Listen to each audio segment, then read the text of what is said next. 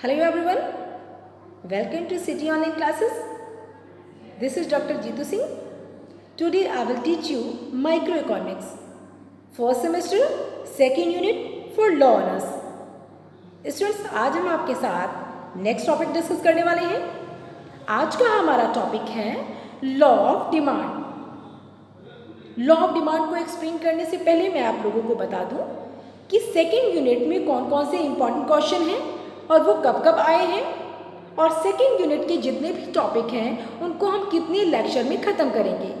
तो आपको बता दूं कि सेकेंड यूनिट के लेक्चर को हम 8 लेक्चर में, सेकेंड यूनिट में जितने भी टॉपिक हैं उनको हम 8 लेक्चर में ख़त्म करेंगे.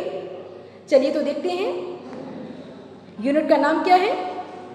डिमांड एंड सप्लाई, मांग और पूर्ति. पहला पॉइंट क्या है? Law of demand and supply, मांग का नियम और पूर्ति का नियम. Elasticity of demand and its application, मांग की लोच क्या है, उसकी एप्लीकेशन क्या है. नेक्स्ट पॉइंट है, next law of diminishing marginal utility and equi marginal utility. ये नेक्स्ट लेक्चर होगा. Law of diminishing marginal utility में हम सीमांत उपयोगिता ह्रास नियम क्या होती है, सम सीमांत उपयोगिता नियम क्या होता है, इसके बारे में डिस्कस करेंगे. Next, indifference curve analysis, assumptions and consumers, उदासीनता वक्र क्या है, इसकी अजम्पशंस क्या है, कंज्यूमर इक्विलिब्रियम क्या है, ये सारी चीज़ें हम इस लेक्चर में डिस्कस करेंगे. अब इससे रिलेटेड कुछ इंपॉर्टेंट क्वेश्चन है, देख लेते हैं. ये लॉन्ग क्वेश्चन है.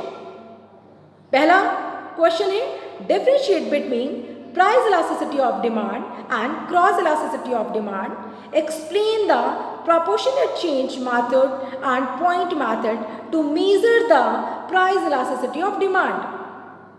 यहाँ पे मांग की लोच, मांग की आड़ी लोच क्या है, मांग की लोच क्या है, इसे हम मांग की कीमत लोच क्या है, प्रपोर्शनेट मेथड अनुपातिक विधि क्या है, बिंदु विधि क्या है, इसको कैसे मेजर किया जाएगा, मांग की कीमत लोच की हेल्प से एक्सप्लेन करना है इसे. नेक्स्ट, टाइप्स ऑफ, ये जो पहला क्वेश्चन है 2015 में आया है, 16-17, इट मीन्स ये बहुत इंपॉर्टेंट क्वेश्चन है. नेक्स्ट क्वेश्चन है, types of price elasticity of demand, मांग की कीमत लोच के क्या प्रकार हैं, proportionate change method to measure elasticity of demand, अनुपातिक विधि को मेजर करने के लिए मांग की लोच किस तरह से हेल्प करता है. ये 2019 में आया है. Next, explain consumers equilibrium with the techniques of indifference curve. Do you feel that this techniques is an improvement over the cardinal utility analysis of Marshall?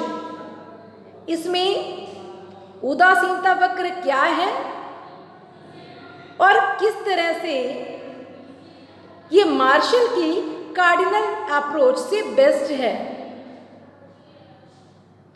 Next, ये जो थर्ड क्वेश्चन है ये 2015, 16, 17, 18 कंटिन्यू आ रहा है. इट मीन्स ये बहुत important question है. Next question है, explain law of equi marginal utility with the help of table and graph. ये 2018 में आया है. इसमें सम सीमांत उपयोगिता नियम को एक्सप्लेन करना है शेड्यूल और डायग्राम की हेल्प से. नेक्स्ट क्वेश्चन,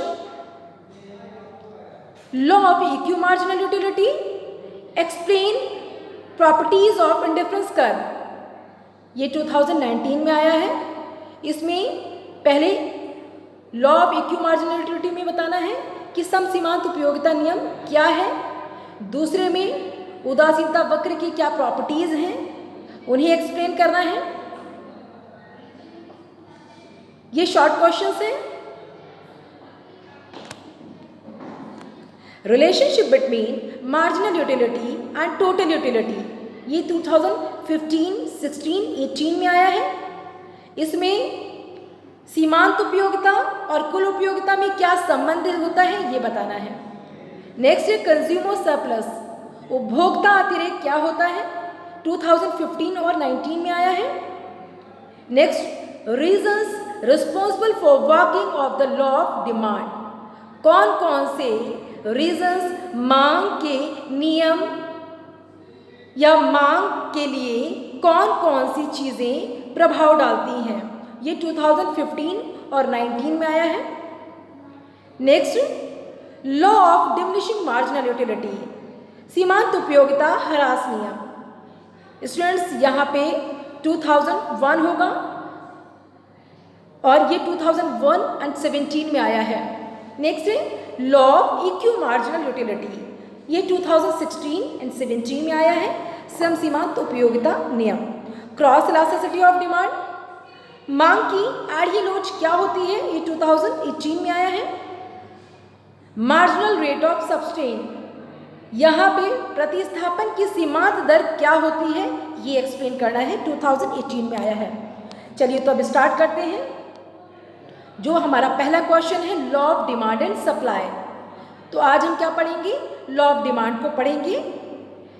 ये जो law of demand and supply है, ये किस तरह से क्वेश्चन आता है, differentiate between price elasticity of demand and cross elasticity of demand, explain the proportionate change method and point method to measure the price elasticity of demand। इसमें जो आपका पहले मैंने बताया है क्वेश्चन, वही क्वेश्चन है, बार बार मैं एक्सप्लेन नहीं करूँगी। और ये जो law of demand and supply है, ये इस तरह से भी आया है, what is demand, explain its various factors affecting law of demand, how we can measure elasticity of demand, also explain application of demand in economics। चलिए तो स्टार्ट करते हैं। मीनिंग ऑफ डिमांड, मांग की मीनिंग क्या होती है, इसका अर्थ क्या होता है। तो जनरली आपको बता दूं कि मांग के लिए क्या क्या चीज़ों के लिए ज़रूरी होती है चीज़ें, like in economics demand is summation of the three factors, want ability, pay, willing to pay. In other words, our strong desire is our demand. Quantity demand refers to the particular quantity which buyers are willing to able to buy on a given price during a given period of time। अब मांग के लिए तीन बातों का होना बहुत ज़रूरी है। एक तो आपकी मांग करने की इच्छा, दूसरी उस इच्छा को पूरा करने के लिए आपके पास रिसोर्सेज का होना, लाइक मनी। अब आपके पास मनी है, आपके पास इच्छा भी है, लेकिन अगर आपके पास खर्च करने की एबिलिटी नहीं है तो जो मांग का नियम है वो पूरा नहीं होगा। तो तीसरा क्या है, आपको उन रिसोर्सेस को खर्च करने की एबिलिटी भी होनी चाहिए। पहला क्या है, मांग, दूसरा मांग को पूरा करने के लिए मनी, और तीसरा उसे खर्च करने की योग्यता, एबिलिटी भी होनी चाहिए। अब लॉ ऑफ डिमांड क्या बताता है, law of demand, there is a defined inverse relationship between the price and quantity demanded of the goods if other things remain constant symbolically, dx is equal to f, px is equal to pr, y t p। अब ये क्या है, मांग का जो नियम है वो कीमत और मांग के बीच इनवर्स रिलेशन को बताता है, विपरीत संबंध को बताता है, अप्रत्यक्ष संबंध को बताता है। कैसे, अगर किसी प्रोडक्ट की प्राइस डिक्रीज होती है तो उसकी मांग इंक्रीज होती है, अगर किसी प्रोडक्ट की प्राइस इंक्रीज होती है तो उसकी मांग डिक्रीज होती है। तो ये मांग का नियम क्या बताता है, कीमत और मांग के बीच जनरली इनवर्स रिलेशन देखने को मिलता है। अब इसे हम सिंबॉलिकली समझेंगे, क्या क्या है, dx क्या है, quantity demanded of the good x, ये एक्स वस्तु की मांग को रिप्रेजेंट कर रहा है। पी क्या है यहाँ पे, P x, price of the goods x, x वस्तु की कीमत। पी आर क्या है, प्राइस ऑफ रिलेटेड गुड्स। अब रिलेटेड गुड्स क्या होते हैं, आई टेल यू। जो रिलेटेड गुड्स होते हैं वो दो प्रकार के होते हैं, एक तो सब्स्टिट्यूट गुड्स होता है, दूसरा कॉम्प्लीमेंट्री गुड्स होता है। सब्स्टिट्यूट गुड्स वो गुड्स होता है जो एक वस्तु की प्राइस में अगर वेरिएशन आता है तो दूसरी वस्तु की मांग में वेरिएशन आता है। For example T and coffee, अगर टी का प्राइस इंक्रीज होता है तो कॉफी की डिमांड इंक्रीज होगी, ये सब्स्टिट्यूट गुड्स होता है। कॉम्प्लीमेंट्री गुड्स क्या होता है, कॉम्प्लीमेंट्री गुड्स में दोनों के बीच इनवर्स रिलेशन पाया जाता है,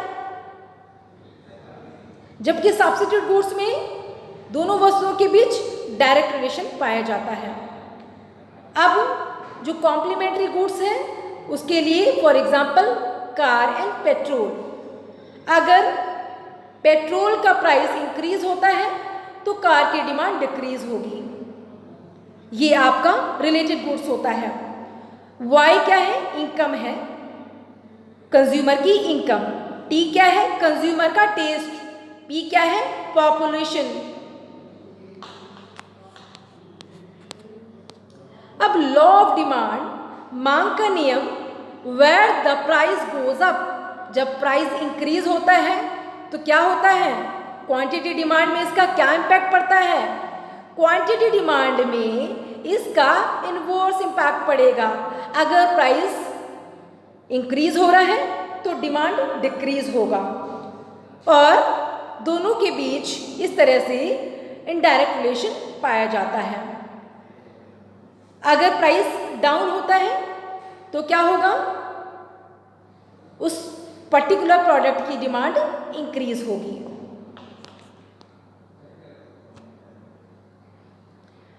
The law of demand states that if remaining things are constant, then as price of commodity increases, demand for the commodity decreases, and the price of commodity decreases, demand for the commodity increases.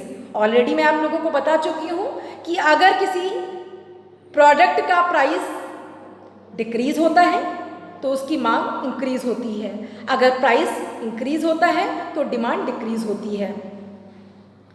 Assumptions of the law of demand, मांग की कुछ मान्यताएं हैं। The law is valid only when the following assumptions hold. Point 1, the price of the related goods remain the same. Already मैं आप लोगों को बता चुकी हूँ कि रिलेटेड गुड्स क्या होते हैं। तो जो रिलेटेड गुड्स होते हैं लाइक सब्स्टिट्यूट गुड्स और कॉम्प्लीमेंट्री गुड्स होते हैं, उनके प्राइस भी कांस्टेंट मान लिए जाते हैं। Next, the income of the consumers remain unchange, जो कंज्यूमर है, उपभोक्ता है, उसकी इनकम को कांस्टेंट मान लिया जाता है। Next, taste and preferences of the consumers remain the same, जो कंज्यूमर की रुचि है, उसका जो अधिमान है, उसकी जो प्रेफरेंसेस हैं, उनमें भी कोई चेंजेस नहीं होगा। ऐसा नहीं है कि एक यूनिट का टेस्ट अलग है और दूसरी यूनिट का टेस्ट अलग है। फॉर एग्जाम्पल, अगर एक कंज्यूमर एक साथ 5 रसगुल्ले यूज़ कर रहा है तो हर रसगुल्ले का साइज, शेप, क्वालिटी, टेस्ट एक जैसा होगा, उसमें 1% का कोई अंतर नहीं होगा। और commodity should be a normal goods, कहने का मतलब ये है कि जो भी कमोडिटी यूज़ की जा रही है वो ना तो साइज में बहुत बड़ी हो और ना ही साइज में बहुत छोटी हो, एक एवरेज साइज होना चाहिए। Unity consumes most be a standard size, और जो भी प्रोडक्ट यूज़ किया जा रहा है, हर यूनिट एक स्टैंडर्ड साइज की होनी चाहिए, एक एवरेज साइज का होना चाहिए। नेक्स्ट टाइप्स ऑफ डिमांड, मांग की प्रकार। पहला क्या है? प्राइस डिमांड, कीमत मांग। अब कीमत मांग क्या होता है कि कीमत में परिवर्तन होने पे मांग में क्या परिवर्तन पड़ता है। नेक्स्ट इनकम डिमांड, किसी पर्सन की आय में परिवर्तन होने पे मांग में क्या परिवर्तन होता है। क्रॉस डिमांड, मांग की आड़ी लोच। मांग की आड़ी लोच क्या होती है? मांग की आड़ी लोच बताता है कि किसी गुड्स में वेरिएशन होने पे, परिवर्तन होने पे उसकी मांग में क्या इम्पैक्ट पड़ता है। That would be cross demand, मांग की आड़ी लोच, जैसा T and coffee. Direct demand क्या होती है? प्रत्यक्ष मांग। डायरेक्ट डिमांड वो डिमांड होती है जिसकी डिमांड करने पे हमें कोई और रिसोर्सेज की मांग ना करनी पड़े। नेक्स्ट डिराइव्ड डिमांड या इनडायरेक्ट डिमांड क्या होती है? डिराइव्ड डिमांड या डिराइव्ड डिमांड का मतलब क्या होता है? व्युत्पादन मांग। व्युत्पादन मांग का मतलब होता है कि एक अगर प्रोडक्ट की मांग की जाती है तो उस प्रोडक्ट को कंप्लीट करने के लिए हमें दूसरे फैक्टर की डिमांड करनी होती है। फॉर एग्जाम्पल, अगर एक प्रोड्यूसर को बिस्किट बनाना है तो उस बिस्किट्स को बनाने के लिए उसे फैक्टर ऑफ प्रोडक्शन लेबर की ज़रूरत पड़ेगी। तो जब वो बिस्किट को बनाने के लिए लेबर की मांग करता है, मीन्स एक की मांग होने पे दूसरे की मांग जब उत्पन्न होती है तो उसे डिराइव्ड डिमांड कंसीडर किया जाता है या अप्रत्यक्ष मांग कहते हैं। Next joint demand. Joint demand किसे कहते हैं? एक की मांग, एक के बिना दूसरा प्रोडक्ट अधूरा हो, संयुक्त मांग। For example, bread and butter दोनों क्या हैं? एक दूसरे से इंटर रिलेटेड हैं। ब्रेड के बिना बटर का कोई यूज़ नहीं है या बटर के बिना ब्रेड का यूज़ नहीं है। जनरली, वैसे तो यूज़ है लेकिन जनरली। अगर हम बात करें कंपोसाइट डिमांड, कंपोसाइट डिमांड या वैकल्पिक मांग वो मांग होती है जिसमें एक प्रोडक्ट के, एक वस्तु की कई सारे यूजेस होते हैं, ऑल्टरनेटिव यूजेस होते हैं। For example, electricity. इलेक्ट्रिसिटी एक है लेकिन उसके यूजेस कितने हैं? Number of uses. For example, बिजली से आप रेफ्रिजरेटर भी चलाते हैं, बिजली से मशीन भी चलाते हैं, बिजली से लाइक अगर हम बात करें तो बहुत सारी चीज़ें ऑपरेट की जाती हैं। तो इलेक्ट्रिसिटी एक है लेकिन उसके यूजेस कितने हैं? बहुत सारे हैं। जैसे अगर हम बात करें मिल्क की, मिल्क एक है लेकिन उसके यूजेस कितने हैं? Number of uses. मिल्क से आप कर्ड भी बना सकते हैं, खीर भी बना सकते हैं, ठीक है, चाय भी बना सकते हैं। तो मिल्क एक है लेकिन उसके यूजेस कितने हैं? नंबर ऑफ यूजेस हैं उसके। तो कंपोसाइट गुड्स वो गुड्स होती है जिसमें वस्तु एक होती है लेकिन उसके यूजेस अनेक होते हैं। स्टूडेंट्स, इन शॉर्ट आपको बता दूं कि जो मांग होती है वो हमारे लिए बहुत ज़रूरी होती है और जनरली मांग और कीमत के बीच, मांग में कमोडिटी वस्तु और कीमत के बीच अप्रत्यक्ष संबंध देखने को मिलता है। हमने इसमें क्या क्या पढ़ा, इसके इंपॉर्टेंट क्वेश्चंस क्या थे, इसकी अजम्पशंस क्या हैं और ये कब एप्लीकेबल होता है, टाइप्स ऑफ डिमांड क्या क्या है, ये सारी चीज़ें हमने आज डिस्कस की। आई होप स्टूडेंट्स आप लोगों को समझ में आया होगा। Thank you.